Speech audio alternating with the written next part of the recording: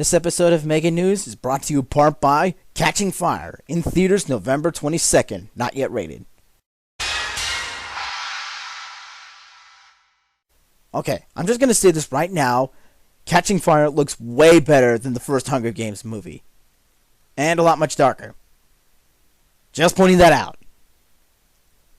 Okay, I don't even know why the hell I just said that.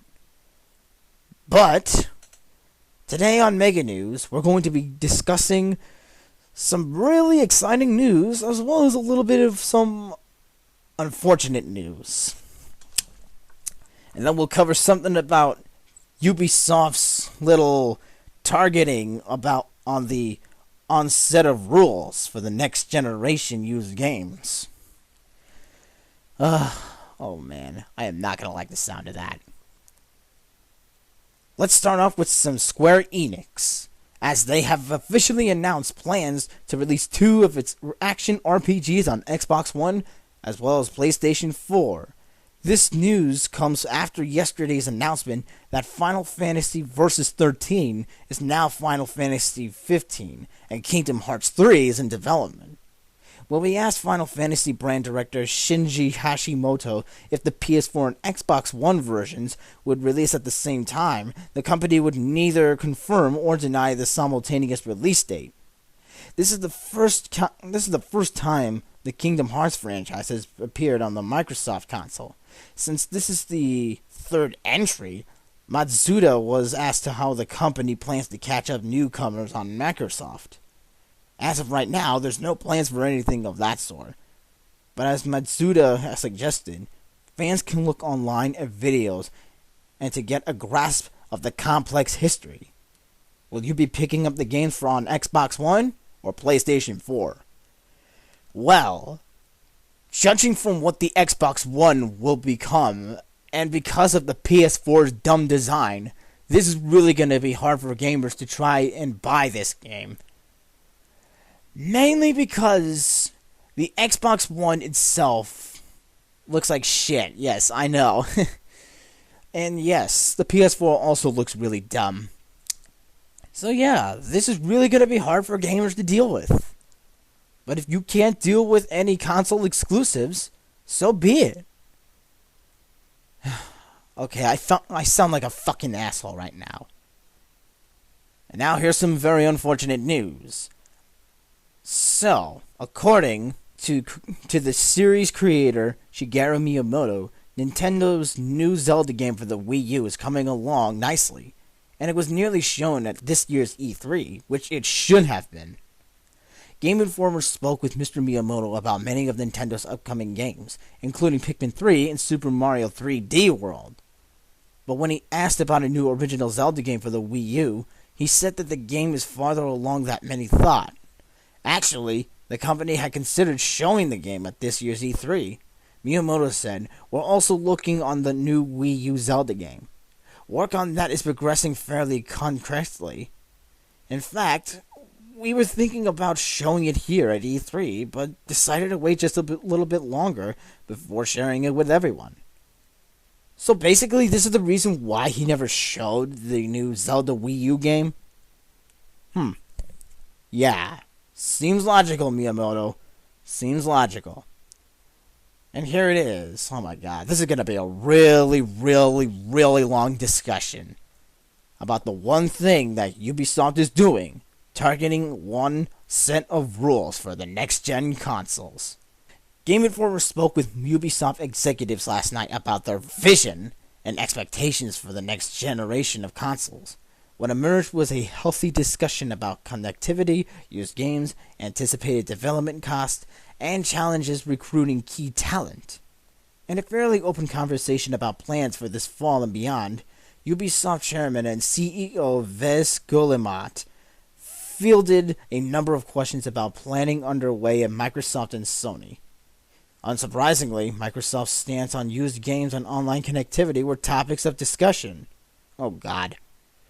Interestingly, Guillemot mentioned that Microsoft had already changed its mind once. Whether it was in response to the controversy spurred by former employee Adam Ord's controversial take on a possible always online future isn't clear. With regard to the used game policy, Guillemot expressed appreciation. What I like is that they are not taking a fee, he shared. It will give us the option to look at what service we want to give and decide what we have to bring. It's a good thing that Microsoft is not taking any fee. We come back to what we used to have. The shops can do their trading as they used to. He wouldn't commit to whether Ubisoft would charge a fee, as the publisher is waiting to see what Sony has to announce. We would like a single set of rules for both platforms, Guillemot told us.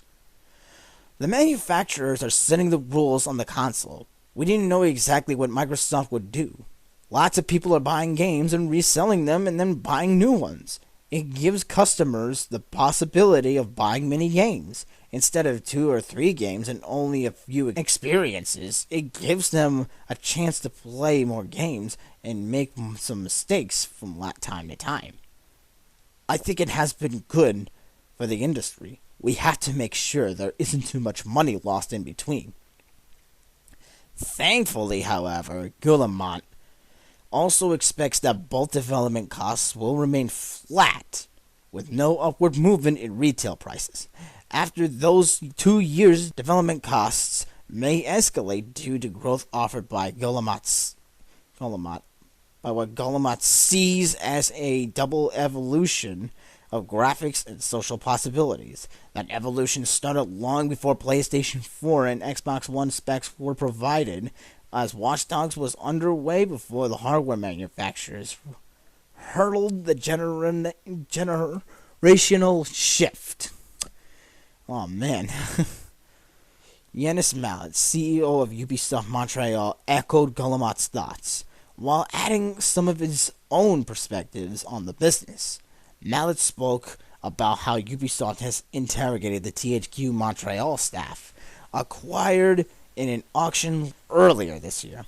Over the weekend, Assassin's Creed creator Patrice Desilets sued his former employer for the monetary recompense and the opportunity to purchase the rights to his in-progress title, 1666, Amsterdam. Those employees were now tasked with other projects, including another unannounced title that originated at Ubisoft and was not acquired from THQ. Effectively, this makes Ubisoft's acquisition of the rival studio nothing more than a boost in staffing.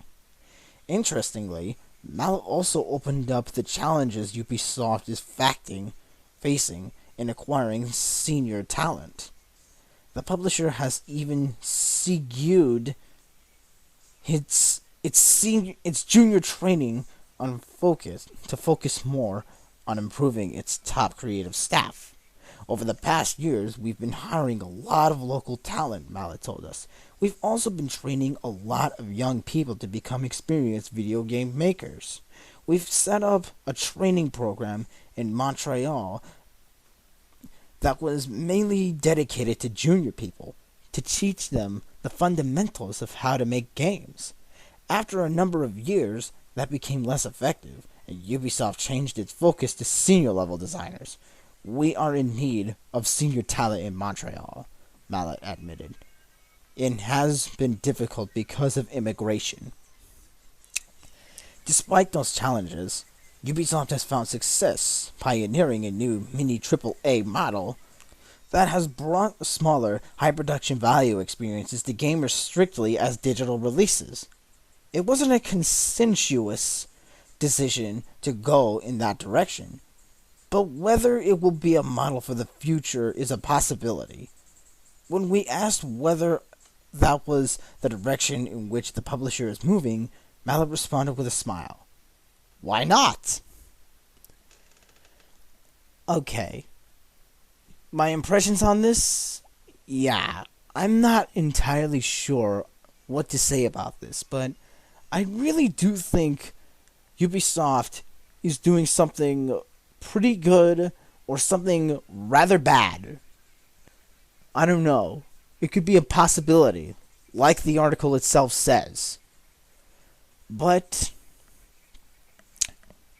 yeah, that's all the gaming news I've got for you folks. Ubisoft is officially going for a target audience for the next generation.